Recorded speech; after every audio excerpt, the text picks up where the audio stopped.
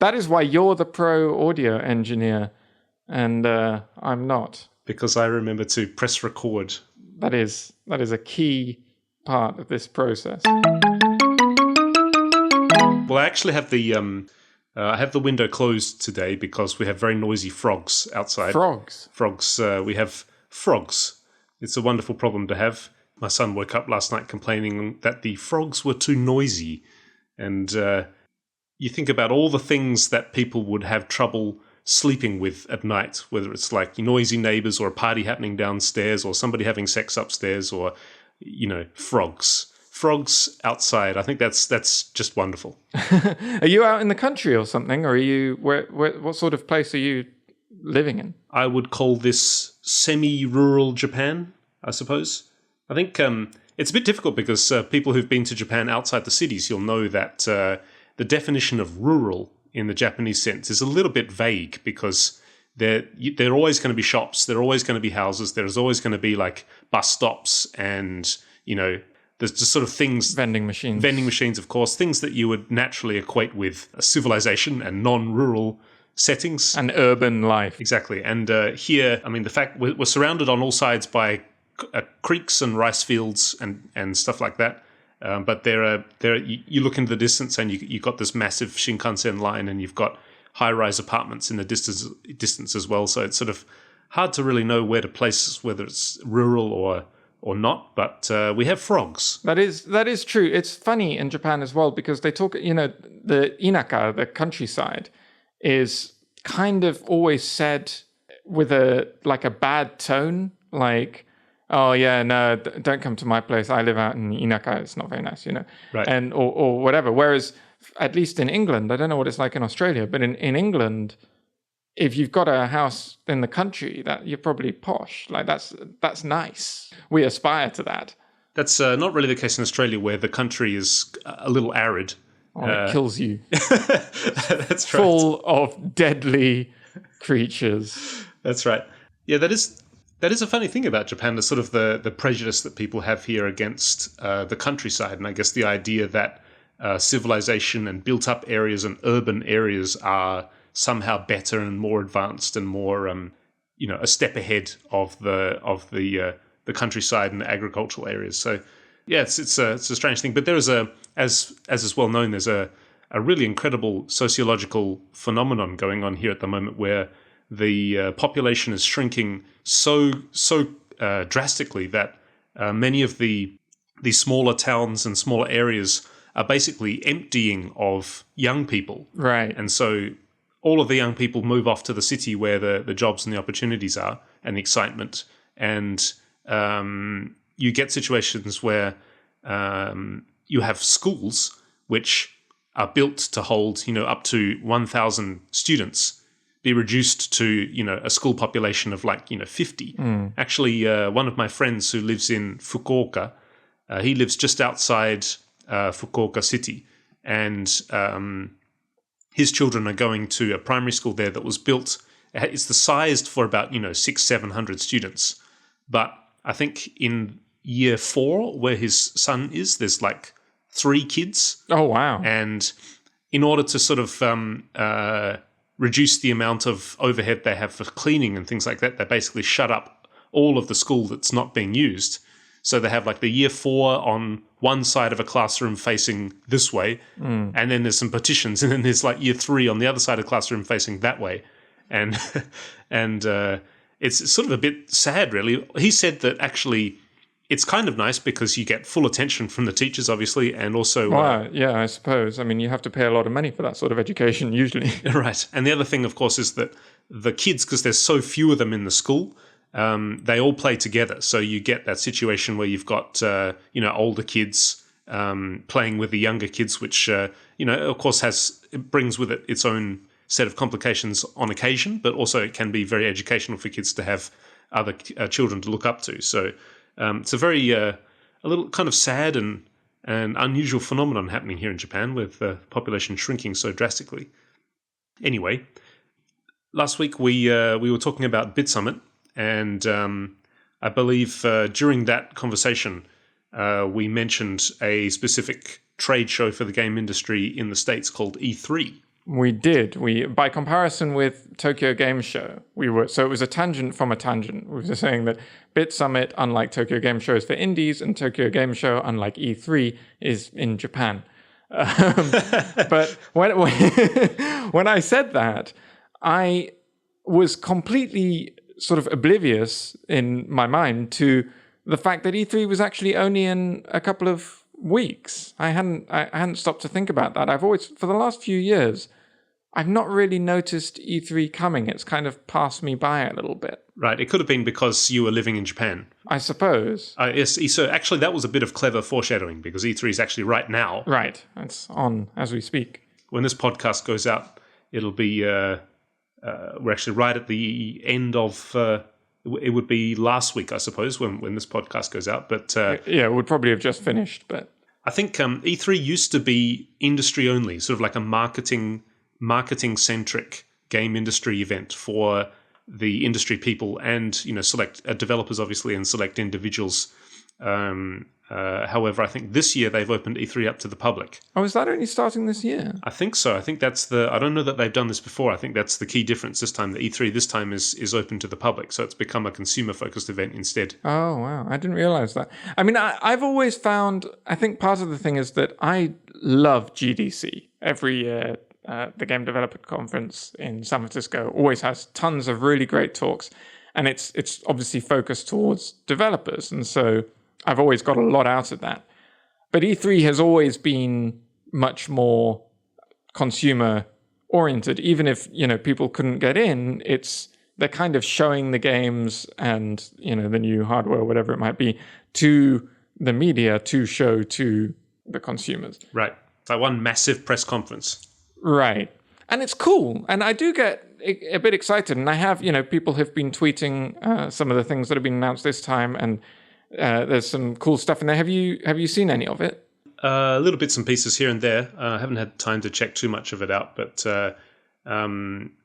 mostly the things that have been not only just the big AAA titles and their trailers, which are always incredible. Have you seen the new Spider-Man? Have you seen the gameplay footage they showed of the new Spider-Man? No, I haven't. Is it good? Yeah, it's. I think quite a lot of people have talked about it. And from a gameplay point of view, there's some people saying, well, it's kind of just fighting and quick time events, which there were quite a few of. So we'll have to see how it actually feels to play when it comes out, which is not for ages. It's like next year or something.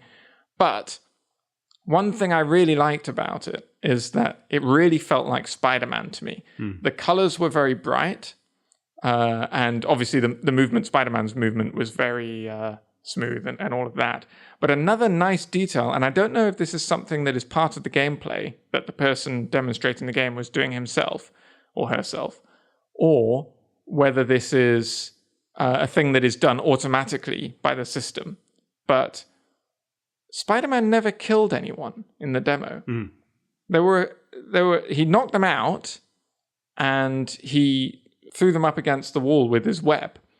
And there were a couple of occasions when he would do something like he'd punch them off the side of a building, so they're going to fall off the building, and obviously that would kill them. In those situations, he spun out a little web and flicked them back up so they landed back on the roof of the building, so they, didn't die. Nice. And I thought that was a really nice detail. That's superhero games and films and everything have been getting more dark and everything recently, and that has its merit. But of all the superheroes, I think Spider-Man is sort of one of those ones that is nice when it's kind of bright and fun. And I thought it was just a nice detail that at least in this whole demo, nobody died. Are you a bit of a fan of comic book heroes? When you were young, did you used to follow Marvel and DC Comics and all of that? I am a bit of a fan of comic book heroes. That is literally true. I think it feels like one of those things that is quite difficult to be, like, people are either really into it or they're totally not into it. But I quite liked comics, and I read X-Men, mostly X-Men, and I read a couple of others that I can't even remember what they were called. Right. But I was mainly into Marvel. I read mostly X-Men and some Spider-Man.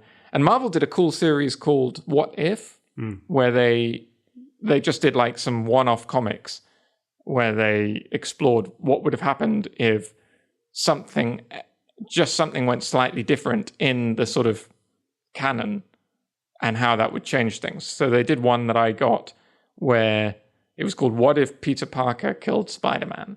Right. And the story was that the spider didn't bite Peter Parker.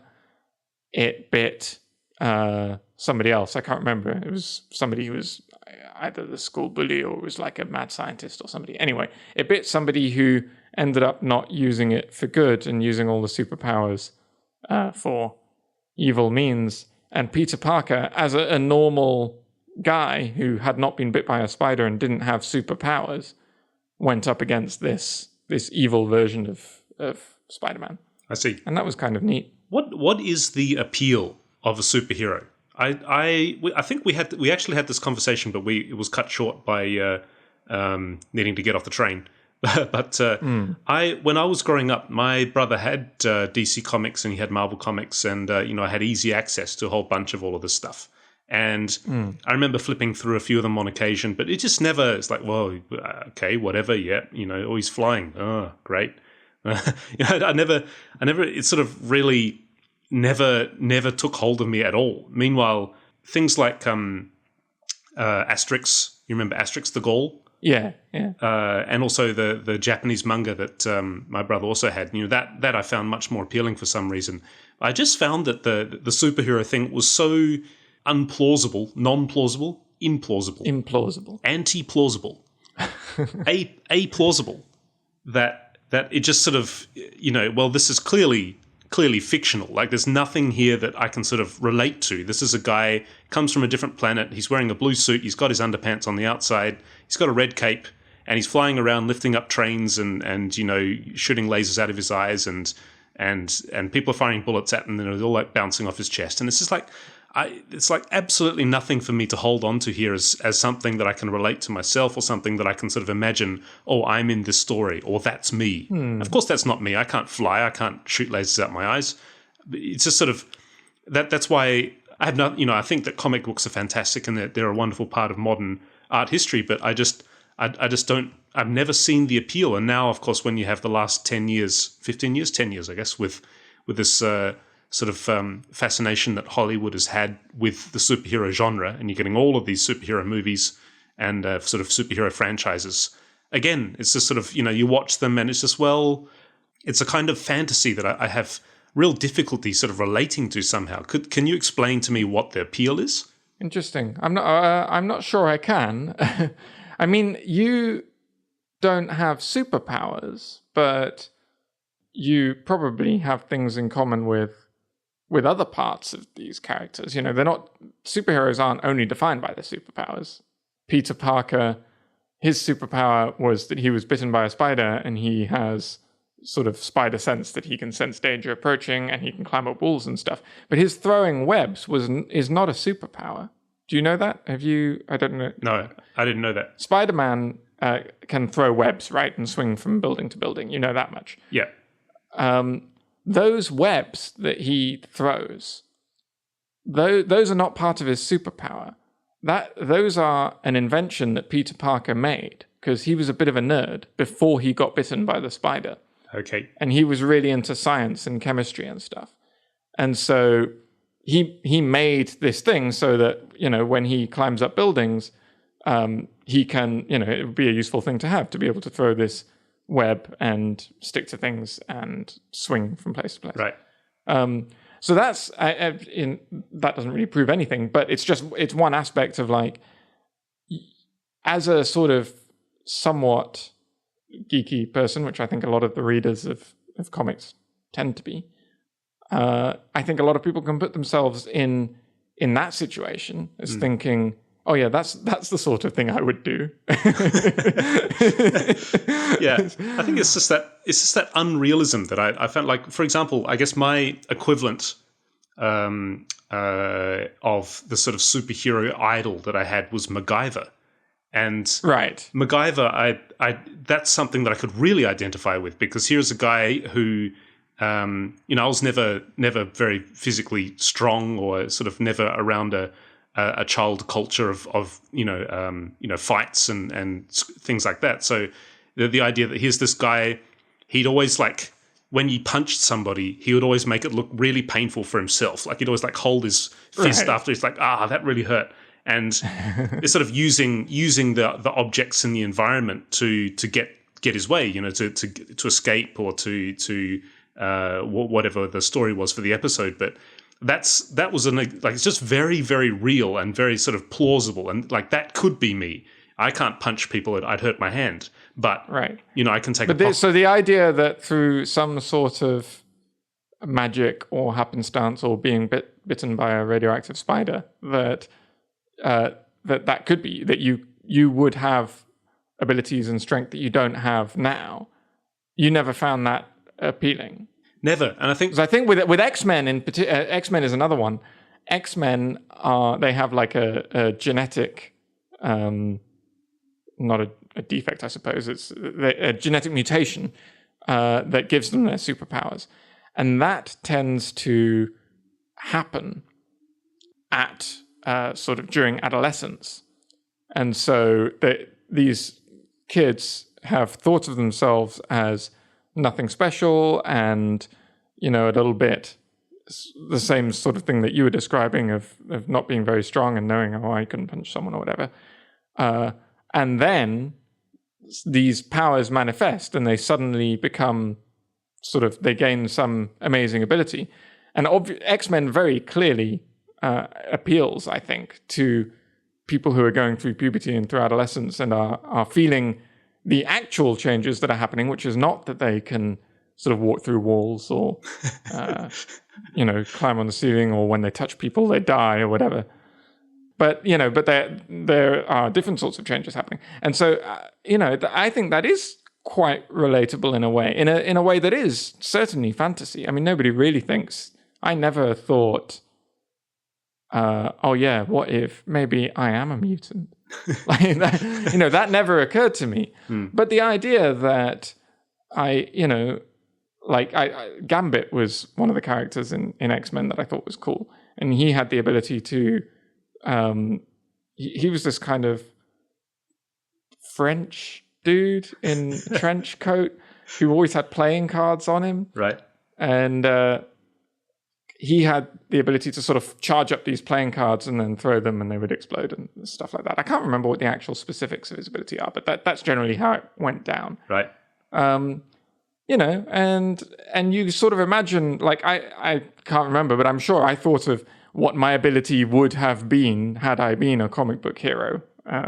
And, which isn't a copy from one of the existing ones, but is like a made up one. I wonder if MacGyver and superheroes are two opposite ends of the same spectrum, because MacGyver, I guess, I wonder what fans of comic book superheroes think of MacGyver. Is it just really boring because it's so sort of obvious and just sort of plain? It's right there in front of you. Here's a guy, he's just very clever, he's not strong, he just happens to have a Swiss Army pocket knife and some duct tape, and he'll figure his way out of any situation. And that to me was massively appealing. This guy just uses wits. He just has a look around and he gets together the items in his surroundings and creates a solution.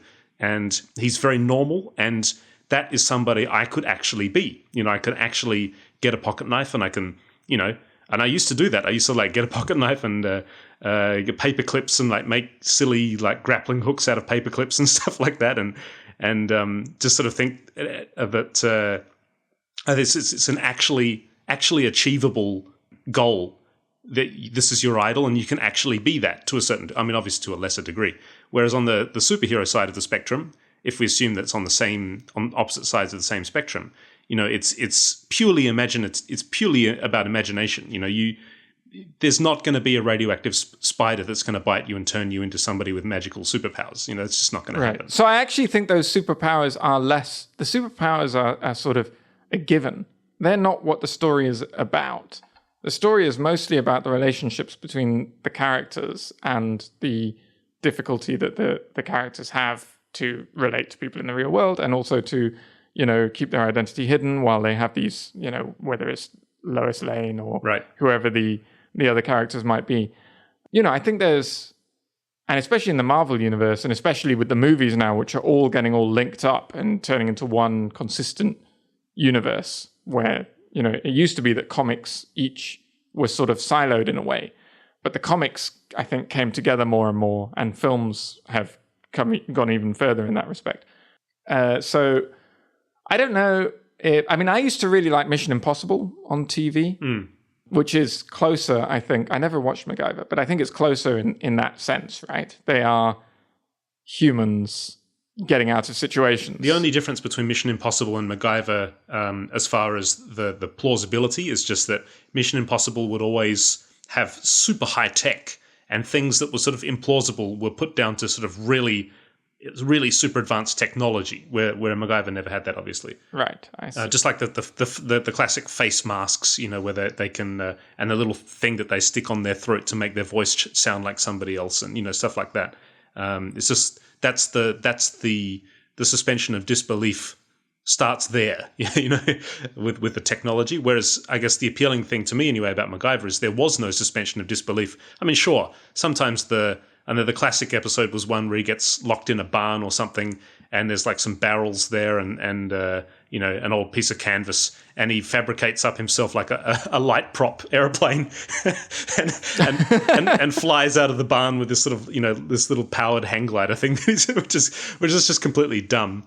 But that's, I think, it's sort of like, taking what you have, whereas Mission Impossible was more like, well, here's something that we need to do for the storyline, so let's just create this amazing device that's super high tech that can do it for us. Yeah, I suppose. I suppose it is a bit of a spectrum, because that thing of technology as magic is a bit of a trope as well in fiction, right? Where you can treat superhero stories as essentially stories about magic. Right. And you can treat a lot of soft sci-fi, and I'm not sure if you'd even class Mission Impossible as sci-fi, but, that sort of thing as, especially when it's the technology that gets them out of the situation, where it's kind of a Deus Ex Machina kind of deal. Right. It's very much like, well, we didn't really think through how the technology works, but it's magic, so everything just works. Right? I guess in that sense, it is science fiction because it's science, and it's fiction about science, and technology is science. So, yeah, I think that's an interesting part, that many of these stories, in order to sort of push one step further into these amazingly fantastical situations, there'll be something there that's needed to basically hold your disbelief, and whether that's technology in the case of Mission Impossible, or if it's superpowers in the case of a superhero comic, that there'll always be that thing there. And this is a nice segue into a different topic that we were thinking to talk about. Have you read Tolkien's The Silmarillion? No, so yes, I was thinking of bringing that up as well. Here's an interesting fact about Alex for the listeners. Because you told me this on a train a couple of years ago, and it blew my mind. But Alex only reads one book, which is not to say you've only read one book, or you can't read, or even that you don't enjoy reading necessarily. But it's just that when you read, you read the Silmarillion, and that's it, right? Is that a fair representation of your reading habits? That's exactly right. I have read one or two books in my time, but now I'm just completely over books. I mean, there's nothing more to be read in a book that I can't get out of the Silmarillion. Yes. So I have tried, after having this conversation with you, I bought the Silmarillion on my Kindle and have tried multiple times to read it, and I have yet to make it all the way through the book. I have read Lord of the Rings 5 or 6 times, and The Hobbit a couple of times, so I'm not, not a fan of Tolkien. But the Silmarillion is pretty heavy going as far as these things go. That's interesting, isn't it? Because when I read, like many other people, I've always been aware of the existence of Tolkien, of course. Classics of modern literature. My brother had The Hobbit on his bookshelf, the classic original one with the artwork by Tolkien himself on the cover. And I'd always saw it there, and then next to The Hobbit was The Lord of the Rings, and I thought, oh, that's the one for the big kids. That's difficult reading there. And then it just sort of got parked in the back of my mind until the movies came out. Peter Jackson's science fiction fantasy classic, Lord of the Rings, the trilogy. And of course, like many people, just the fabulous acting and the production and the effects and the beautiful music and just the whole package was just so overwhelmingly interesting that I saw the movies and I thought, well, this is fantastic. Now I have to read the books. Read the books, and like I'm sure a lot of other people discovered as well, you find that the books are, if the movie was good, the books are like about 100 times better than the movie. Not to say the movie is bad, it's just that's how good the Lord of the Rings, the actual books that Tolkien wrote. And I thought, well, this is really great. I'm really enjoying this, so I'm going to have a look to see what else Tolkien has done. And I go into Amazon and have a look at the other stuff by Tolkien, and none of it sort of seems to be too, there's like Rover Random, and there's like the what are some of the other ones? There's various other ones anyway. Unfinished Tales and this and that, and then Peoples of Middle Earth, and right, yeah, there's this and that, and then I think a few comments that I read there for reviews of these books said that this and that, but that's covered in the Silmarillion, and if you want to know more about this, you should read the Silmarillion and Silmarillion that and Silmarillion this, and they always had the comment there that, but the Silmarillion is pretty heavy going and definitely not light reading. So being somebody that's never really been too heavily into not light reading, I thought, well, it's probably too difficult for me. But I'll get it anyway, and we'll see what happens. So I bought the Silmarillion, and I read it once and thought it was incredible. I didn't understand, but I didn't find it heavy going. As long as you keep one finger in the back of the book to be looking up names and checking maps as you're reading. Right. That is already quite a lot of effort as far as books go. I didn't really find it that heavy going. I read it again. Actually, maybe that's part of the reason I've struggled with it, because you can't do that with a Kindle. Yeah, I was just going to say, if you're doing it electronically, I guess there may be a bookmark system where you can do that, but you do need to have a finger in the back to check up who you're reading about and who is whose son and all that kind of stuff. So I read it again, and the second time it was twice as good, because the second time around you have a bit of a knowledge about who is who and what is what.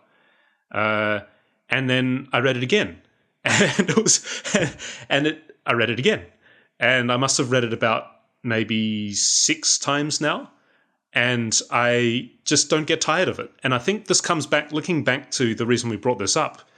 When you have these imaginative situations in fiction, whether it's comic book fiction or literature fiction, you need that extra element in order to justify what's happening. The bits that are a little bit just pushed beyond realism, you need that bit there, whether it's superpowers or, as we were talking about just a moment ago.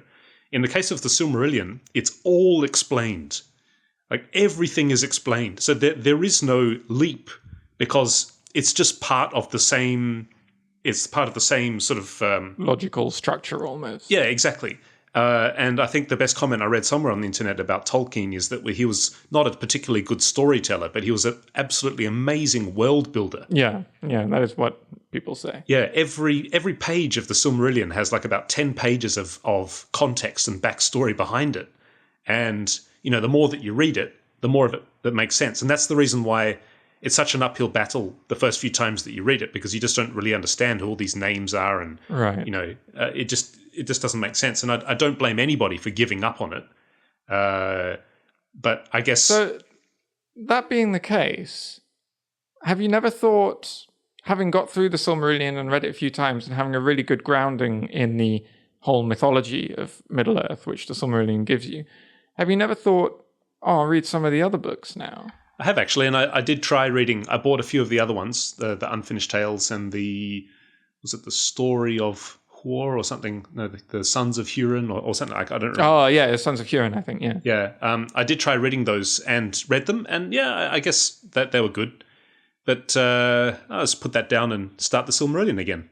I think a lot of those other ones, the Silmarillion, I'm not sure whether that's 100% like Tolkien wrote it and it was released in his lifetime. I know with a lot of the books, it was his son that sort of took Tolkien's writings and tried to collate them into some sort of cohesive work after the fact, after Tolkien had already passed away. Yeah, that's right.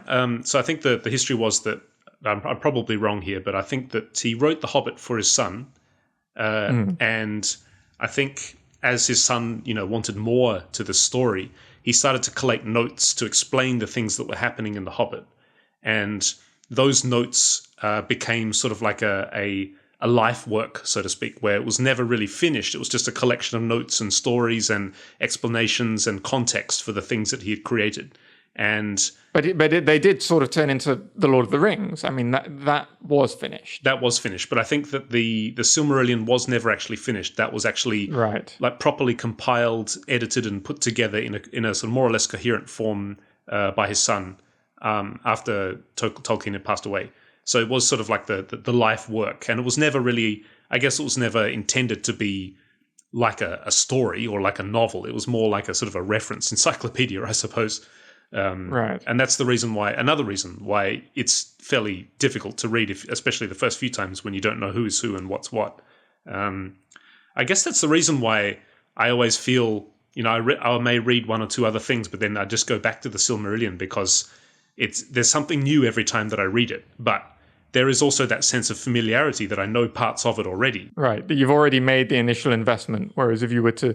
Because I think there are a lot of things that applies to, and maybe we'll talk about it another day. But I'm quite interested in ancient Greek literature and mythology at the moment, and I'm putting a lot of effort into that. But I think that's a similar sort of thing, right? It's even, I mean, that's almost what Tolkien was emulating. Right. He said, I think, when he was writing The Lord of the Rings or some part of that part of his motivation was that he wanted England to have a richness of mythology on a par with places like Greece and places in Scandinavia and things like that. Yeah, that's right. That is true. Is that he wanted I think he was saddened by the fact that British mythology, other than the tales of King Arthur and that kind of stuff, that it sort of lacked the depth and the breadth that the Greek Egyptian mythology had.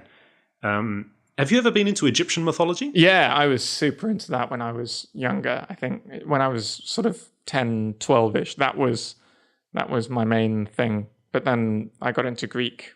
I think I got into Greek mythology afterwards. Yeah, I was the same as you. I was also really heavily into Egyptian mythology, mostly because of the art. The art of the Egyptian mythology is just so stunning. Greek mythology is something that I've always been. It's sort of been on the to-do list in my mind of things that I need to check out because, Silmarillion is fiction and created by one man, whereas Greek mythology is obviously it's mythology. Therefore, I guess you could call it fiction, but it's created by a whole culture of people, right? Through storytelling and through just the passage of time, and I don't really know where to start. Where is a good place to start if somebody's interested in exploring Greek mythology? I'm not sure I could give you a simple answer. I mean, I read a lot of the stories as just stories, not even in translation, but almost as summaries when I was younger, and sort of have a vague familiarity from that. Obviously, the Odyssey and the Iliad. I think the Iliad comes first, right? But I'm not sure. I bought the Iliad first, so I've been reading that first, but I can't actually remember for certain which order it happens in. But those are obviously classics, and there is a very nice translation of both of those books, which I have. It's a beautiful... The book itself, physically, is very nice. It's sort of printed on nice paper and feels kind of chunky and old. But the quality of the translation is very good because the translator, I can't remember his name off the top of my head. If I went to my bookshelf, I could look it up, but it's a bit far away. The translator erred on the side of poetry rather than accuracy. Oh, nice. So instead of trying to accurately represent what the original Greek says, he sticks as close to it as he can, but he's writing it as poetry. And so you can enjoy it in the same sense that it was intended to be enjoyed originally, because it is originally a poem. Right. It's not originally written as prose. And it's meant to be exciting and dramatic and to kind of move you in a way that I've got a prose translation of the Aeneid by Virgil, which is, Latin, not Greek. But that I found very heavy going because it's just kind of uninspiring. It's not that, it's probably written to be quite close to the Latin. Right. And so I would, if you're going to try and read some of the original work, then Homer is an obvious place to start. And I would choose a translation that attempts to imbue it with that same sense of poetry and drama that the original work had. Right. So obviously that's not what I'm doing at the moment, but we can probably talk about that another time. Okay. After the show's over, if you could go and check out that actual book that you mentioned and maybe put a link in our show notes so that people can check it out. I will definitely put a link in the show notes. Yes, it's a very good book. I mean, it is also heavy going, and I've had a bookmark that has been very slowly progressing through it for the last 5 years or something. But it's one of the few books that I took with me to Japan. Actually, wow. I bought it when I was still in England, and I only brought with me 1 or 2 boxes of books, mostly programming books. And I left most of my books at my parents' house, but this one I brought with me. So I guess it's been at least 7 years that I've been trying and not yet finished it. Wow, I think maybe it might be worthy of dethroning the Silmarillion in my library of 1 book. Well, it might. You could give another book a go, but as you say, it is a big investment, and I think choosing a book like this, which is not a sort of pick me up light reading book, but is another investment on a par with the Silmarillion and Tolkien's whole world, means that it is going to be a bit like, trying to switch from Vim to Emacs or something. You've already sort of heavily invested in one thing, and then you've got to kind of unlearn all that and switch to another. By the way, did you hear that Tolkien's new book is coming out? No. Beren and Luthien.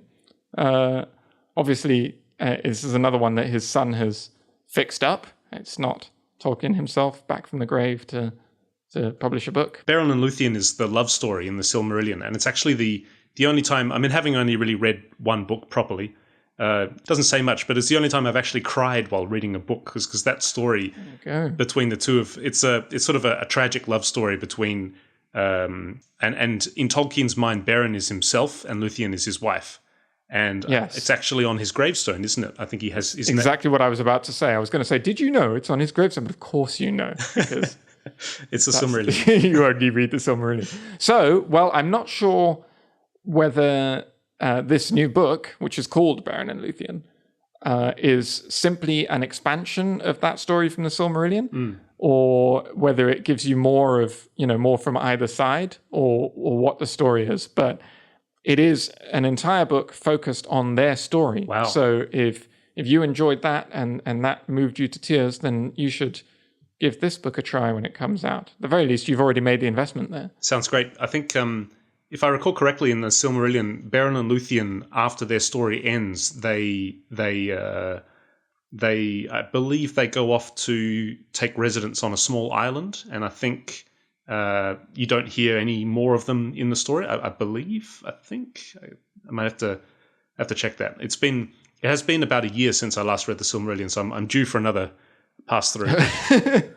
Your annual reading of the Silmarillion. Well, I'll look up the news report that I saw. I think it was BBC News that I saw that they were going to be publishing this thing. I think it's not out yet, later this year, I think they said. But I'll put that in the show notes as well, and you can have a look at that. Excellent. See if it strikes your fancy. Yeah, I think I am curious to check out this this translation that you recommended, because one thing that you enjoy the Silmarillion or the Tolkien's fantasy fiction so much, after a while you are sometimes reminded that it feels so complete, but it is entirely the work of one man's imagination, which is amazing. Then when you think about something like the Iliad, those, I believe, those are real places. They're actual places that you can go to in Greece. Those are actual real places that you can see, and they have connections to history. Right. There wasn't actually a Hydra, probably, but they are referring to things that actually happened. Homer is the name given to the author, I'm doing air quotes, of the Iliad and the Odyssey. But Homer is believed now to be a collection of authors. It's not actually believed to be a single person. Oh, okay. Whereas some of the later works, Homer is I think the oldest work we have of Greek. There might be some older, but I'm not. Homer is certainly amongst the oldest we have, and it's written in a dialect of ancient Greek that is a bit different from most of the other literature we have. Most of the literature we have is written in a dialect called Attic Greek, which is from, I guess, a couple of hundred years later. And that's when a lot of the philosophers and dramatists and the rest were writing. And then later still, you start to get sort of Latin work emerging, and Latin literature is heavily inspired by the Greek style. And so Virgil, for example, who I think was writing on commission from Caesar, was writing a what is the word for the myth of how your country is formed? There is actually a technical term for that, but I can't remember what it is. Creation story? Creation story. I think that might be it, actually. Was that right? I think so. Oh. I'll check, but I think that is it. Anyway, like essentially the creation story for Rome. I see. And it starts with the fall of Troy. Right. Which is something that obviously also appears in Greek literature, so it's quite interesting. Anyway, the thing I was getting to was that the Iliad and the Odyssey are both the works of multiple people, whereas a lot of the later literature that you'll read are each the works of individuals and different individuals. But then obviously the entire canon of Greek mythology is then like a collective work of multiple people. And that's kind of interesting to compare, I think, with something like the Silmarillion and Tolkien, because the Silmarillion probably has a kind of coherency that may be lacking in other mythology, precisely because it is the work of one person. Interesting. It's not open source development, so to speak. It's right, and it's not just kind of naturally formed kind of stories trying to explain. Mythology is mostly either trying to explain things that happen in nature, or trying to explain history in some sense. Right. So, the Silmarillion is slightly different, but it is super interesting. There is just one more thing on the Silmarillion, is there's a very good series of videos on YouTube by CGP Grey, who is also the host of a number of my favorite podcasts. But his main thing is YouTube videos. Right. And fairly early on, I think, in his YouTube career, he did a few videos about Middle-earth. And I think the focus is on Lord of the Rings. But he's clearly read the Silmarillion as well, because he talks a lot about the mythology of how the Balrogs and the wizards and Gandalf and the rest of it were formed, right? Where they fit into the hierarchy of sort of essentially God and the angels, and essentially they are like archangels almost, right? Right, that's right. And the Balrog and Gandalf are on the same level in that hierarchy. So that's right. It's kind of an interesting thing that you don't necessarily realize just from reading Lord of the Rings. So I'll put that video in the show notes as well, because I think it's very good if you don't want to make the investment to make the Silmarillion your only book. You can cheat a little bit by just watching this 1 7-minute YouTube video. Please, Wells, don't think any less of me because I've only read one book. I have other charming qualities too. I think this counts amongst your charming qualities. I think it's wonderful that A, that you only read one book, and B, that book is the Silmarillion. Amongst literary circles, does the Silmarillion have a bit of a reputation for being heavy going, and like is that what other people think? Because I don't know about amongst literary circles. I mean, I'm not sure that I move in literary circles, but in terms of the fantasy genre, of which I am something of a fan. I read quite a lot of genre fantasy, pulp fiction type books. Right. And the Silmarillion is definitely on the heavy side of those, I think. I think Tolkien did spawn a whole industry of people who create worlds for their fantasy stories to happen in. And few realized them to the level of detail and skill that Tolkien does. But that is a thing that definitely exists. But it's mostly closer to the Lord of the Rings style, where the author knows the backstory but doesn't necessarily say it explicitly. I see.